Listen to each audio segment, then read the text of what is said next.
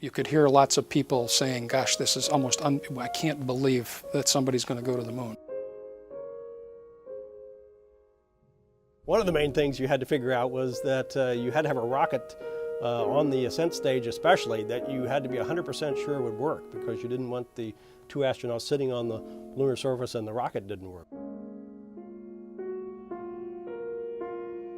Now in the control room we had work to do, because we had to very rapidly look at the spacecraft systems and give the crew a stay-no-stay decision that everything was safe to remain in the moon, and we had to accomplish that within the first 2 minutes.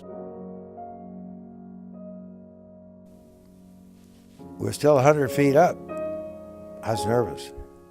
Okay, at 30 seconds, we were 10 feet. I figured we had it made.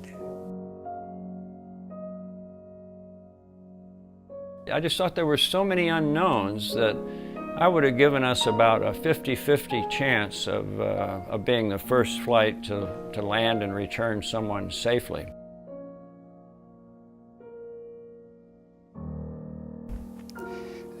I almost couldn't breathe. It was so unbelievable that the United States was going to send 2 men to walk on the surface of the moon. It was almost unthinkable.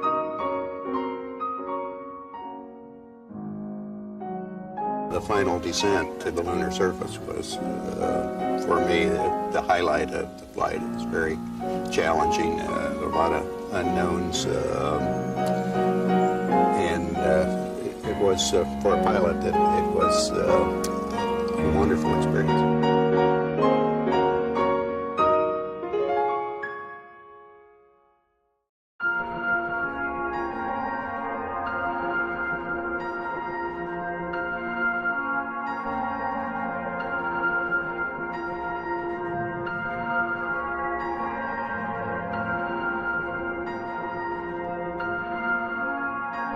It's one small step for man, one giant leap for mankind. We choose to go to the moon. We choose to go to the moon in this decade and do the other thing. Not because they are easy, but because they are hard.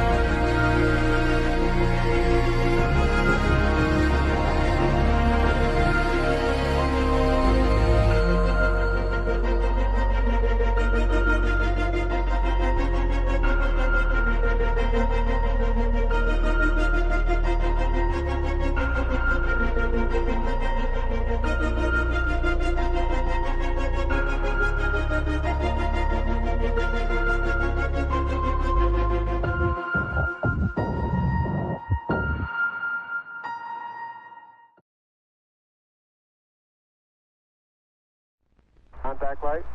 Okay, engine stop. APA at a descent. Mode control both auto. Descent engine command override off. Engine arm off. 13 is in. We copy you down, Eagle. Houston, Tranquility Base here. The Eagle has landed. Roger, Tranquility. We copy you on the ground. You got a bunch of guys about to turn blue. We're breathing again. Thanks a lot. And we're getting a picture on the TV. There's a great deal of contrast in it, and currently it's upside down on our monitor, but we can make out a fair amount of detail. Okay, Neil, we can see you coming down the ladder now. Sunday, July 20th, 1969. Around the world, nearly 1 billion people watched this moment on television as the first man from Earth prepared to set foot upon the moon. At the foot of the ladder, the lamp footbeds are only depressed in the surface about 1 or 2 inches, although the surface appears to be very, very fine grained as you get close to it. It's almost like a powder. Ground mass is very fine. I'm going to step off the limb now. That's 1 small step for man, 1 giant leap for mankind. I believe that this nation should commit itself to achieving the goal before this decade is out of landing a man on the moon and returning him safely to the earth. All that we have accomplished in space, all that we may accomplish in days and years to come, we stand ready to share for the benefit of all mankind. As we explore the reaches of space, let us go to the new worlds together, not as new worlds to be conquered, but as a new adventure to be shared. Since the earliest time, man has imagined this moment, the moment when his fellow man would make the first journey to the moon. Now the time had come. In the 6th decade of the 20th century, the ancient dream was to become a reality.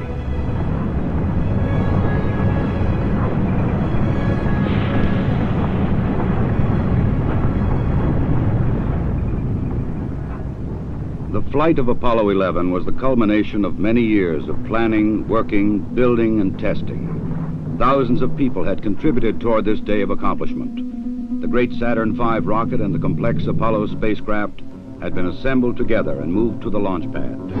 The equipment and techniques and personnel had been proved in earlier missions, and now they were ready.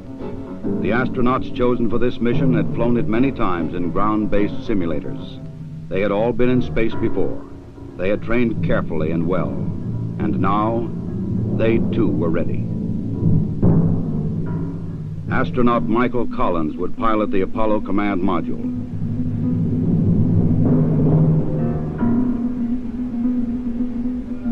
Astronaut Edwin Aldrin Jr. would pilot the Lunar Module.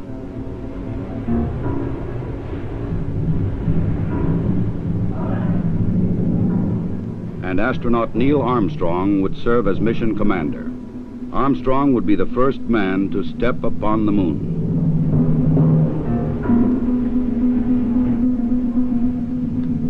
July 16th, the day had come. The moon awaited. The men rose early, ate breakfast, and dressed in their spacesuits.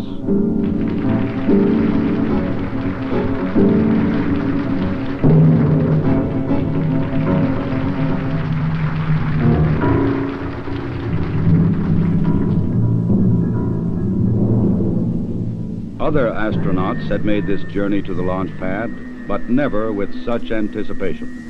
9:32 a.m., July 16th.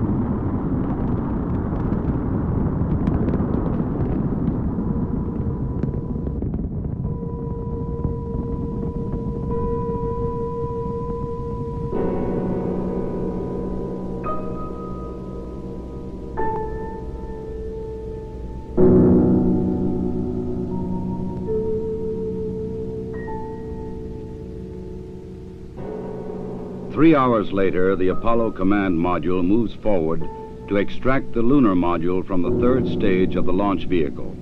Both are moving at more than 17,000 miles an hour. Docked together, they will sail 250,000 miles across the sea of space and into orbit around the Earth's nearest neighbor. Oh, loud and clear now, Mike, and we understand that you are docked. During the 3-day journey to the moon, the astronauts kept busy. Checklists, navigation and observation, housekeeping.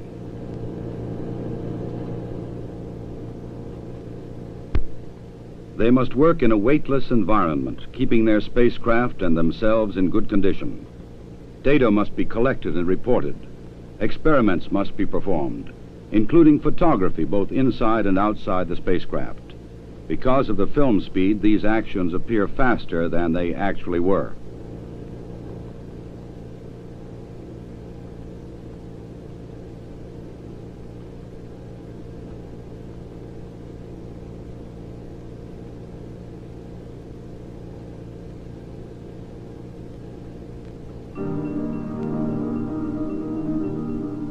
July 19th. Apollo 11 slows down and goes into orbit around the moon. The bright blue planet of Earth now lies 238,000 miles beyond the lunar horizon. Astronauts Armstrong and Aldrin, now in the lunar module, separate from the command module.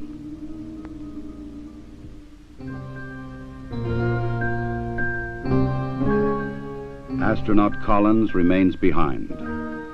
Preparation for the lunar module descent to the moon now begins.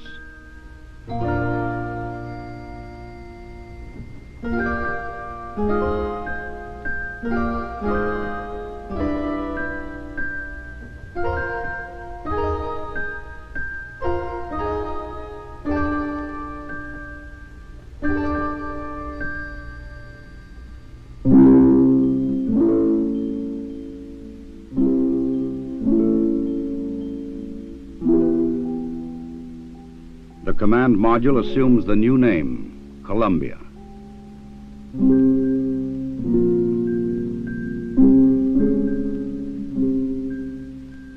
The lunar module will be called the Eagle. From Columbia, Michael Collins' camera sees bright rays of the sun reflecting patterns of color from the surface of the Eagle. In this strange metallic bird rides the ancient and endless dream of all mankind. The command pilot can see detail which his camera cannot record. The 4 landing pads of the lunar module are fully extended and locked in place. The Eagle is poised and prepared for its descent to the lunar surface.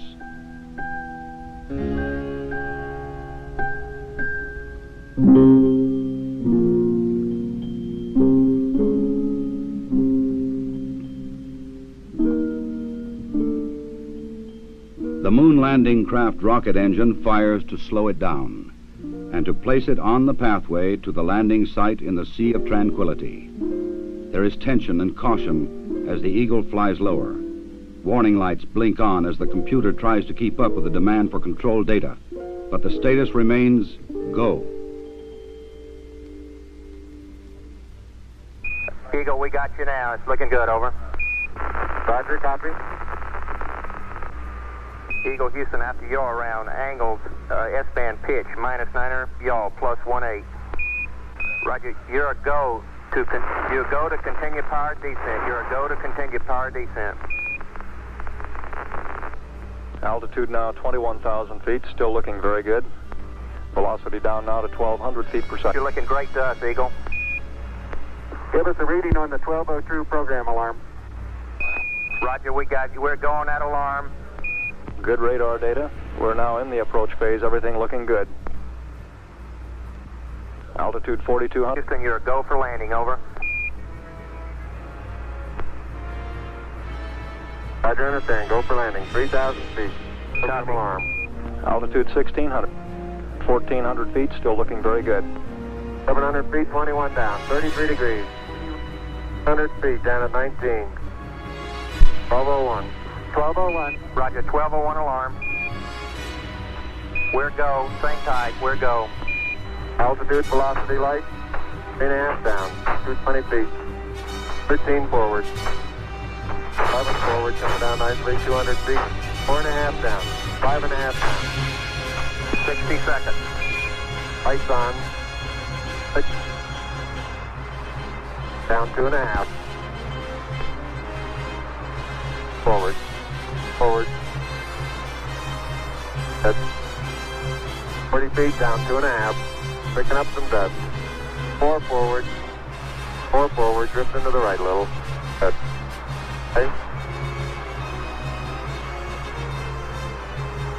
Contact light. Okay, engine stop. We copy you down, Eagle. Tranquility Base here. The Eagle has landed.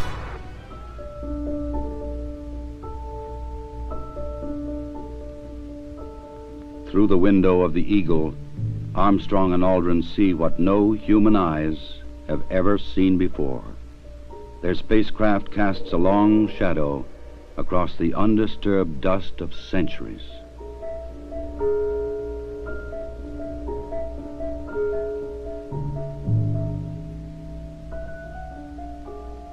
Seven hours after landing, after careful preparations for later ascent were completed, Armstrong opens the Eagle hatch and begins his climb down to the surface.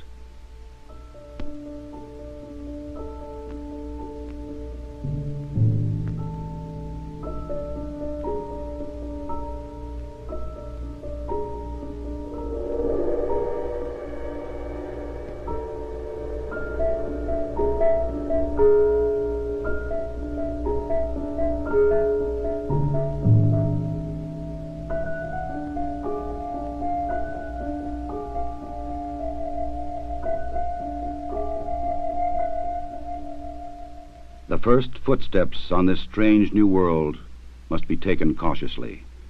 The moon has only 1/6 the gravity of Earth. The nature of its surface was still unknown. I'm going to step off the limb now. That's one small step for man, one giant leap for mankind.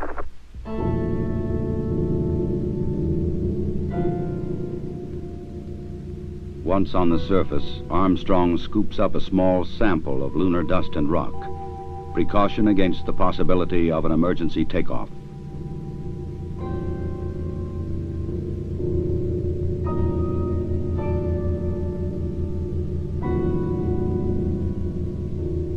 According to plan, astronaut Aldrin now descends from the Eagle. He and his equipment would weigh 383 pounds on Earth.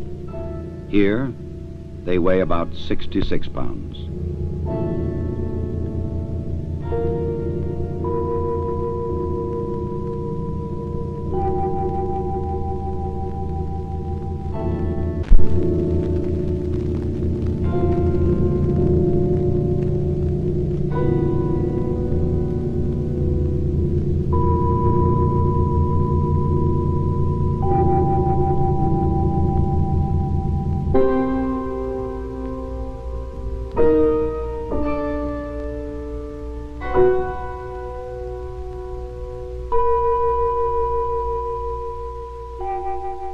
For a brief moment, the first men on the moon stand and look at the stark, lonely landscape around them, an experience which no one before them can share.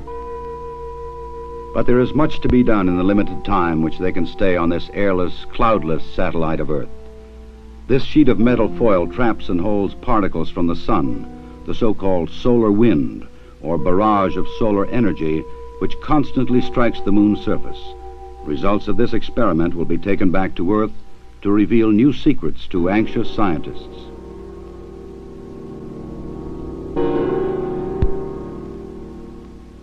An American flag is left behind on the moon, together with medals honoring American and Soviet spacemen who lost their lives in earlier space tests, and a small disc carrying messages of goodwill from 73 nations on Earth.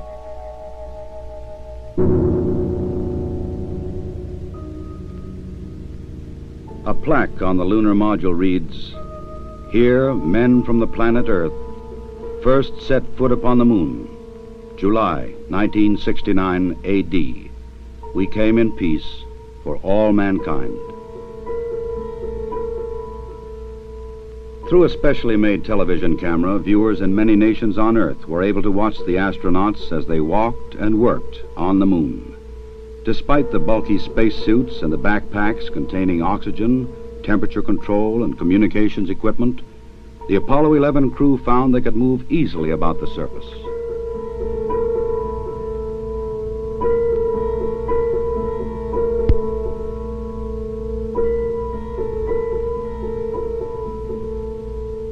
Because there is no wind or rain on the moon, these footprints will remain for centuries.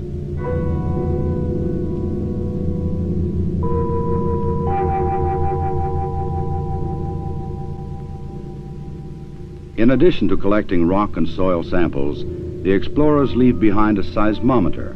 This highly sensitive device would send back valuable information on external meteoroid impacts, as well as internal lunar movements.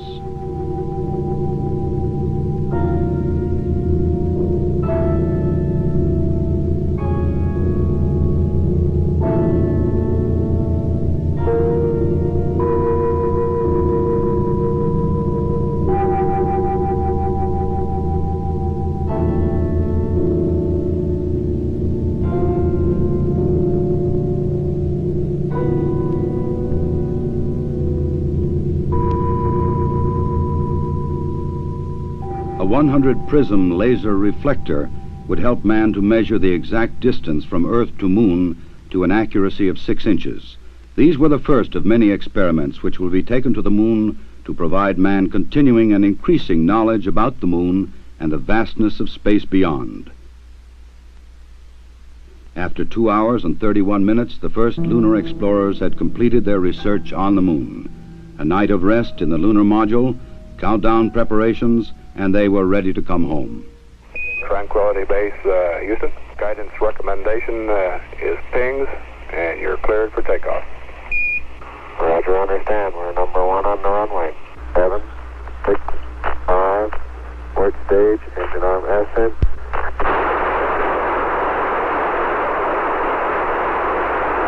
Shadow, beautiful. Very smooth. Very quiet ride. There's that one crater on there.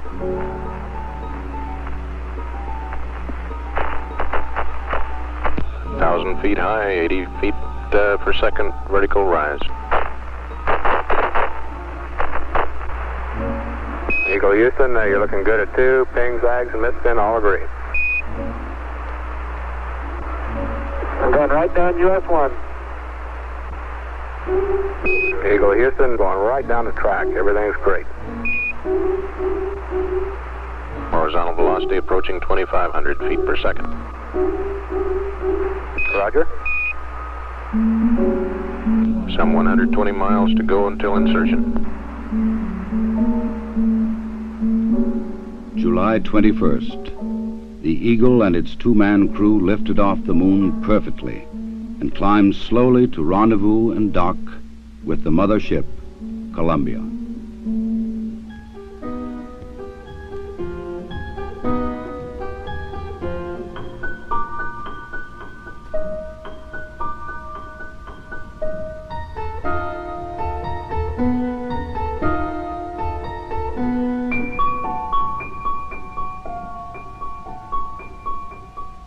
While Armstrong and Aldrin explored the Moon, astronaut Collins had kept a long and lonely vigil in the Columbia. The approaching Eagle was a welcome sight.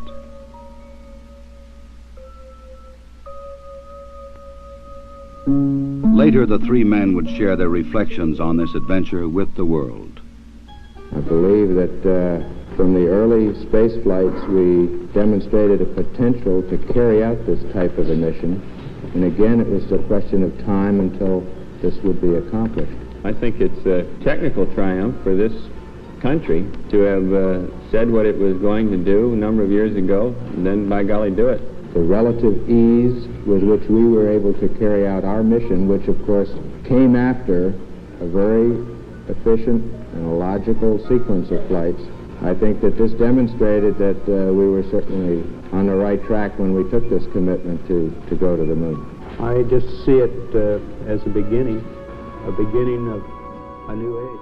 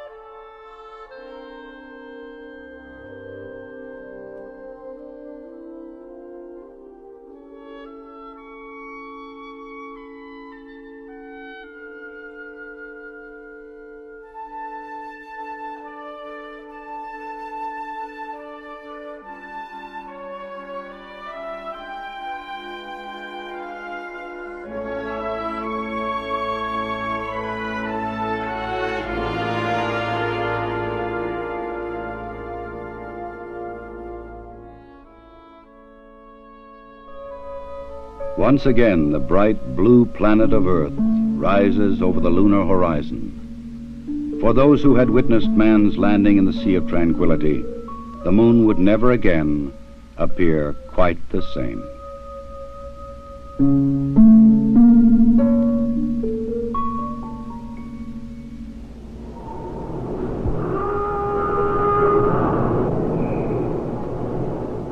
July 24th, dawn in the Pacific. Apollo blazes across the heavens, coming back to Earth at 25,000 miles an hour.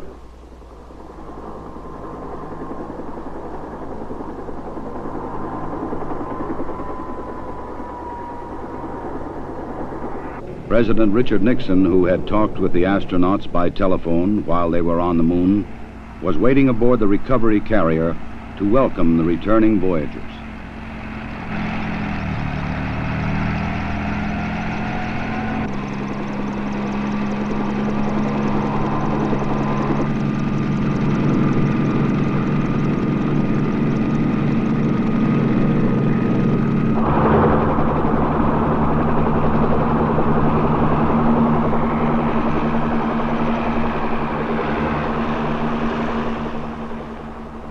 The President later expressed the nation's response to this historic mission. Some way, when those two Americans stepped on the moon, the people of this world were brought closer together. That it is that spirit, the spirit of Apollo, that America can now help to bring to our relations with other nations.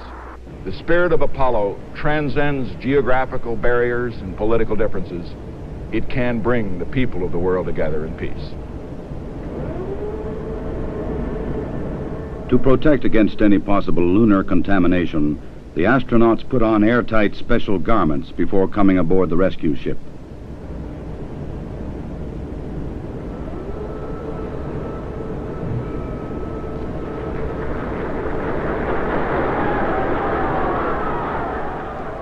They transferred directly from the helicopter to a mobile quarantine van, in which they would be flown back to the Manned Spacecraft Center in Houston, Texas.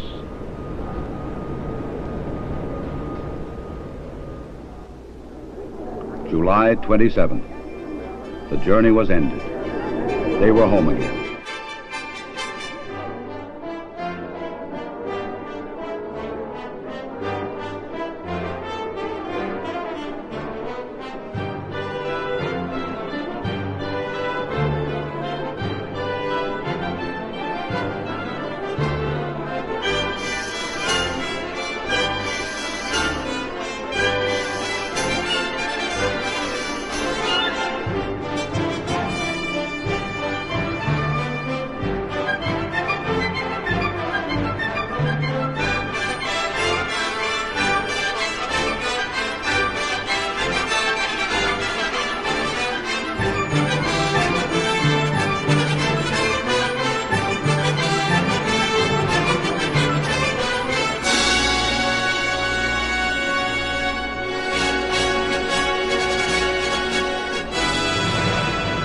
Ahead lay 3 weeks of isolation, medical tests, and mission debriefings. Then visits to major cities of America and abroad. The details of their unique mission would be relived and remembered so that others might learn what they had learned, and that future travelers in space might build upon their experience.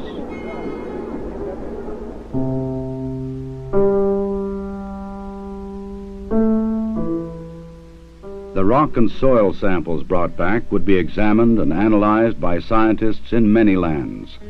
They would reveal new insights into the origin and the age and the composition of the moon, and perhaps new knowledge of the Earth as well. Already experiments left on the moon were sending back revealing new information.